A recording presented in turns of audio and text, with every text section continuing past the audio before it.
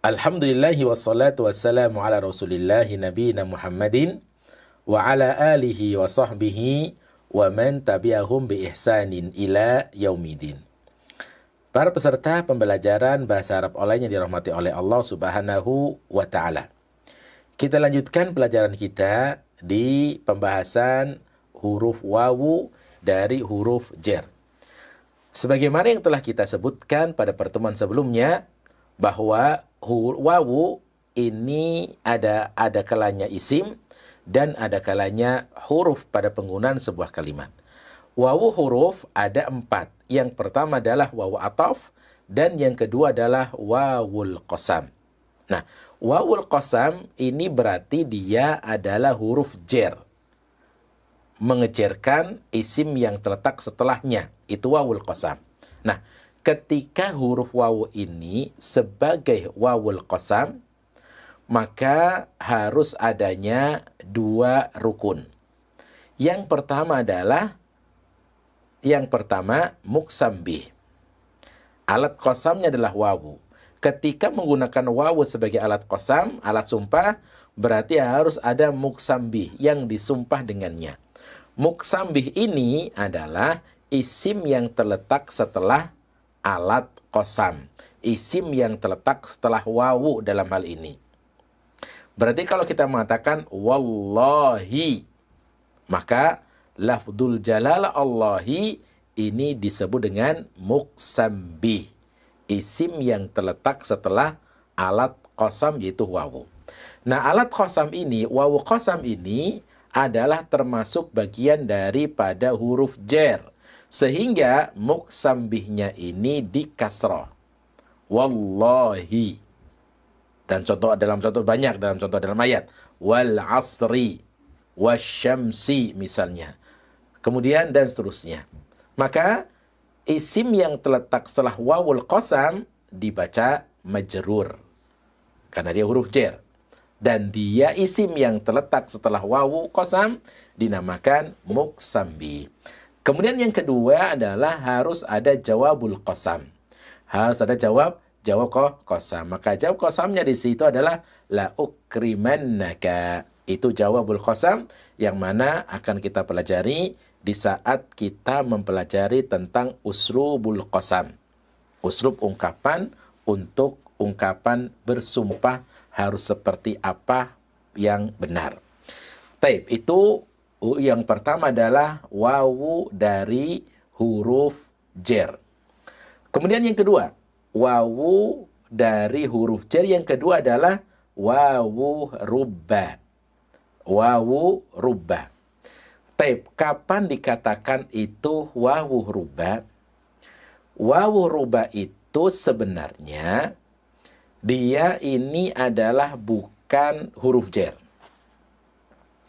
tetapi dia ini adalah pengganti dari huruf jar yang namanya rubba.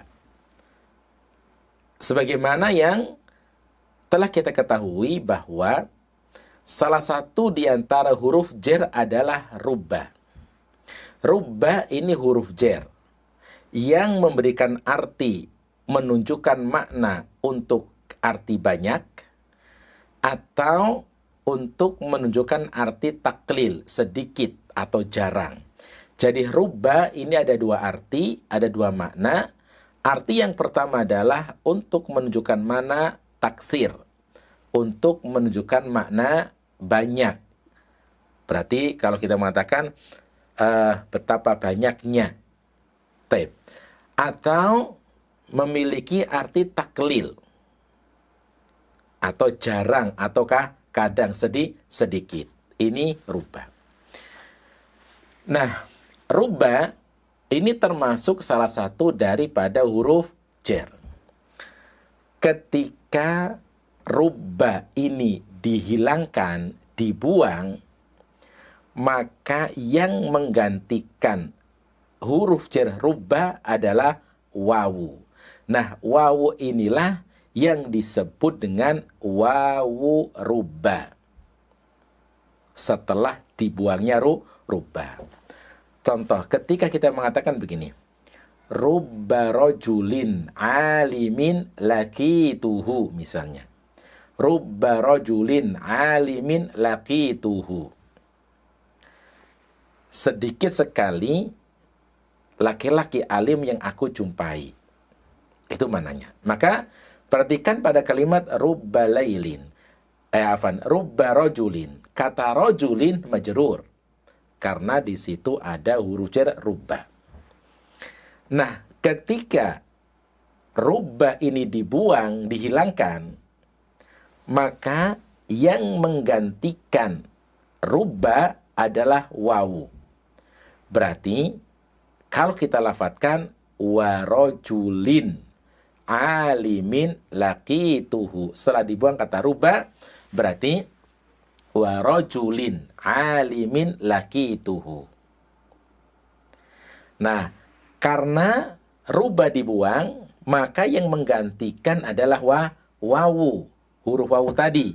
Maka inilah yang disebut dengan wawu rubba ba'da hadfiha, disebut dengan wawu rubba. Maka walailin, lailin majrurun biharfi jarrin wahia wawu rubba. Wawu rubba. Taib. Maka rajulin isim majrur karena diawali oleh huruf jar yaitu wawu rubba, yang asalnya rubba lailin, rubba rajulin, lalu dibuang maka wawu yang menggantikannya. Maka itu yang disebut dengan wawu rubba. Taib. Nah, sekarang mungkin timbul pertanyaan, apa bedanya antara wawul qasam dengan wawu rubba? Sama-sama huruf jarnya. Nah, untuk membedakannya seperti apa? Dalam sebuah kalimat, yang ini namanya wawul qasam, yang ini namanya wawu rubba. Dari mana kita bisa mengetahuinya, bisa membedakannya? Kita bisa membedakannya para peserta pembelajaran bahasa Arab online yang dirahmati oleh Allah Subhanahu wa taala. Kita bisa membedakan wawu ini wawu qasam ataukah wawu rubba adalah dari isim yang terletak setelah wawu. Maka kalau wawul qasam, setelah wawu itu isim ma'rifat. Isim ma'rifat. Coba kalau kita perhatikan, semua penggunaan wawul qasam adalah setelah wawu ini isim ma'rifat. Entah itu ma'rifatnya dengan alif lam, ataukah ma'rifatnya dengan mudhafun ilaih. Yang penting setelah wawu itu, setelah wawul qasam, ma'rifat. Wal asri, al asri ma'rifat. Wal fajri, kata fajri ma'rifat. Wasyamsi, kata asyamsi ma'rifat. Berarti wawu itu adalah wawul qasam. Wallahi, wallahi lafdzul jalal Allah. Berarti wawu itu adalah wawul qasam. Taib.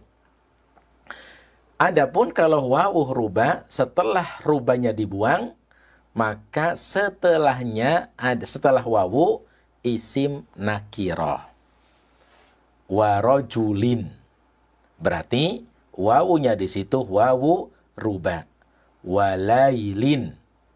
Berarti wawunya itu wawu rubba, bukan wawul qasam. Karena setelah wawu di situ bentuk nakirah. Nah, itu perbedaan antara wawul qasam dan wawu rubba. Taib. Itu adalah wawu yang kedua dari jenis huruf jar. Kemudian yang ketiga, wawul ma'iyyati. Yang ketiga adalah wawul ma'iyyah.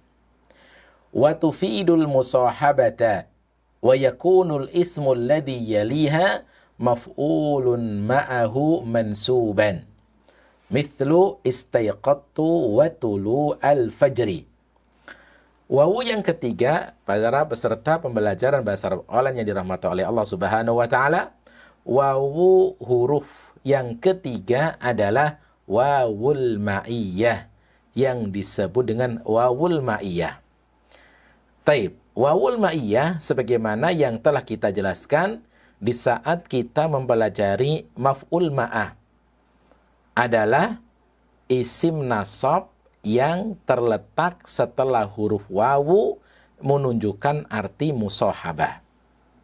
Maka itulah wawul ma'iyah. Jadi wawul ma'iyah berarti isim yang terletak setelahnya adalah isim yang dinasab sebagai maf'ul ma'ah. Yang mana wawu ini adalah wawu untuk menunjukkan arti kebersamaan. Maka isim yang terletak setelahnya mansuban, dibaca nasab sebagai maf'ul ma'ah. Misal, istayqattu wa tulu al-fajri. Kalimat istayqattu wa tulu al-fajri. Aku bangun tidur bertepatan dengan terbitnya matahari. Maka tulu'a nasab sebagai maf'ul ma'ah. Wawunya di situ wawu ma'iyah. Dan ini sudah kita pelajari di saat kita membahas tentang maf'ul ma'ah. Adapun untuk tanda bahwa dia ini adalah maf'ul ma'ah, isim yang terletak setelahnya ismu dzat. Isim dzat. Baik itu isim yang setelahnya adalah isim jamid. Baik itu dari masdar ataupun dari isim dzat. Contoh masdar itu banyak. Ja'atil ummu wa buka'as sabiyyi. Seorang ibu datang bertepatan dengan tangisan seorang anak. Maka buka'a nasab sebagai maf'ul ma'ah dan wawunya di situ adalah wawul ma'iyah. Atau juga contoh yang lainnya sirtu wan nila. Nila nasab sebagai maf'ul ma'ah, wawu di situ wawul ma'iyah harfun mabniyun alal fathi la mahallalaha minal i'rab. Taib. Kemudian yang keempat, huruf wawu yang keempat adalah wawul hal.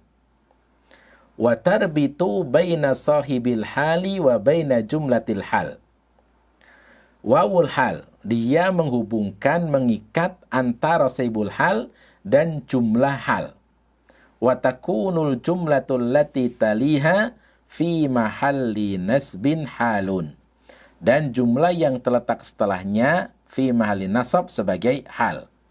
Misal, zurtuhu wa huwa yasta'iddu lis-safari.